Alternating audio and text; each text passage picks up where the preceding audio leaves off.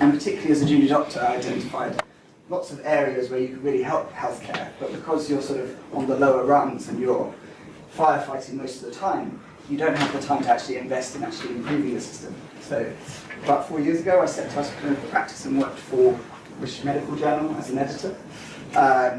And during that time, I was evolving ideas, and then one of my best friends and my co-founder of See the Signs came to me with a patient, and I'll tell you about that patient. So let's call him Joe. It's not his real name, but he was a 65-year-old gentleman, fairly fit and well, came to see his GP, feeling generally unwell, very non-specific.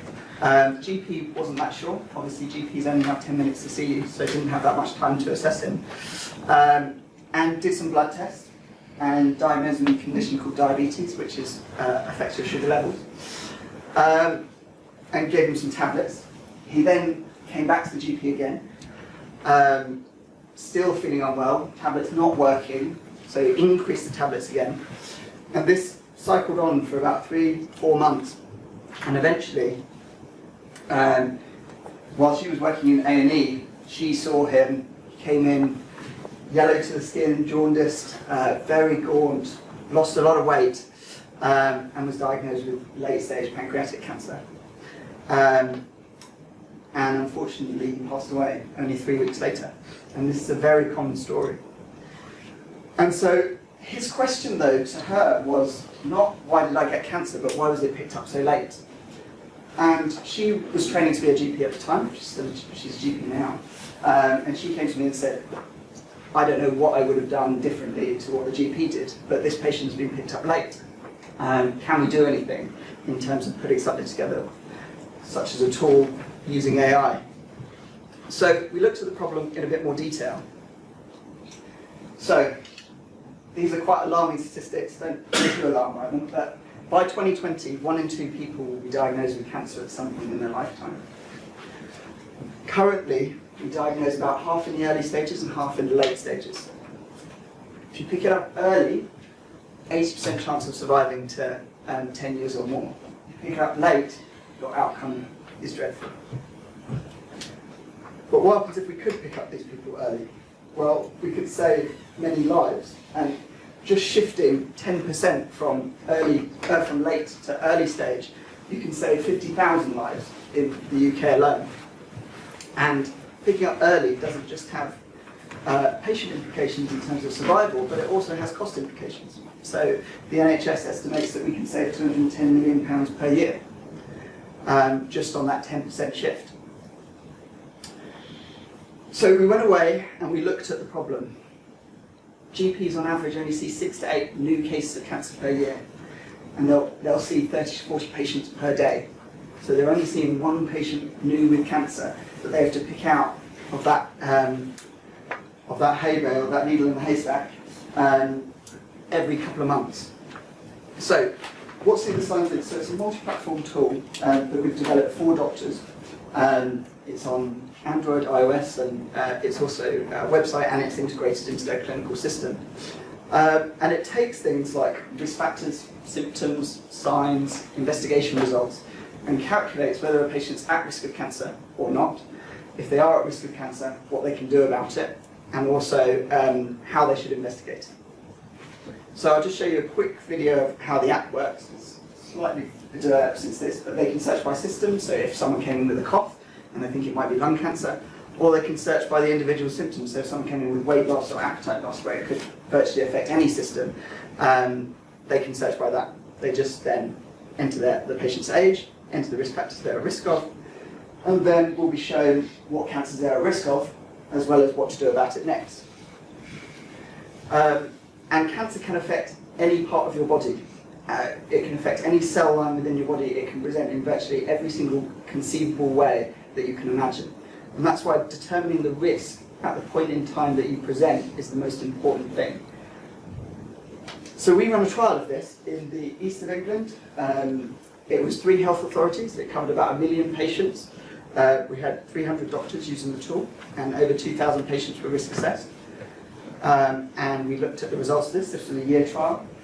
And we showed that in the See the Signs areas, we improved cancer detection in primary care, which is GP land, by almost 6.5%. So it was 10 times better than the NHS England average and 30 times better than the regional average, where they have similar pathways, similar organisation of the healthcare system. We also saw reductions in A&E admissions, which are markers of late-stage diagnosis. So this all goes to show that using simple devices and using simple artificial intelligence can really help. What we're working on now is to go one step further, but rather than using just decision tree logic, which is where we started with, go one step further and we can start using machine learning to really actually, first of all, get the cancer diagnosis better for those patients, but also try and plot where that patient should be at that moment in time. Because if you can get them to a place which isn't crowded, like Hospital A, and move them over to the clinic, so every area is being managed similarly, then we can get people through the system.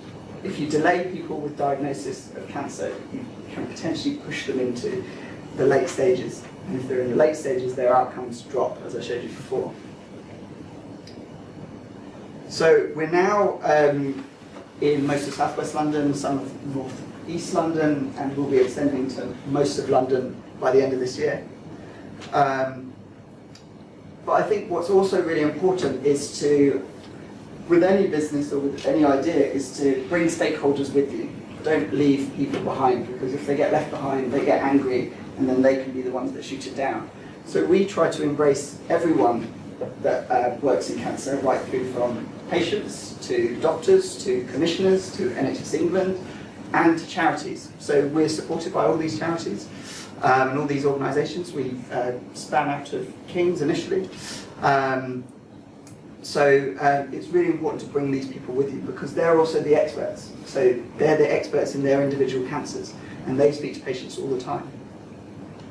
So the future for us is that cancer isn't just a UK problem, it's a worldwide problem, and it's getting worse everywhere. It causes 1 in 6 deaths globally. It's the second most common cause of death globally. It's estimated to cost $1.16 trillion a year, and that's probably an underestimate because of cost to the economy of people going off sick or not returning to work. But currently we spend 85% of the research budget on treatment, on late stage treatment. So if we can shift more of the money towards early stage, we can actually improve the outcome much better, because the earlier you catch it, the more likely you are to survive, and the cheaper it is to treat. And just a small shift by 5 to 10% would save 26 billion. If you just look at the worldwide map of this, so you can see, so the darker the blue, the higher the incidence per head of population of cancer there is. So you can see that it's more common in Western areas.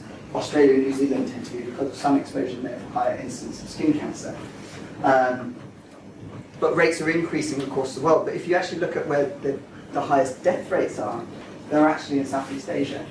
And that's because of poor access to treatment, poor access to the latest treatments, and therefore early diagnosis particularly will affect these areas. So if we can impact early diagnosis in a UK Western-based economy, we can actually make it work there as well. So I'll leave you on that message. So early diagnosis absolutely has the potential to save more lives than any cancer treatment that's ever been discovered in history. I'll stop there.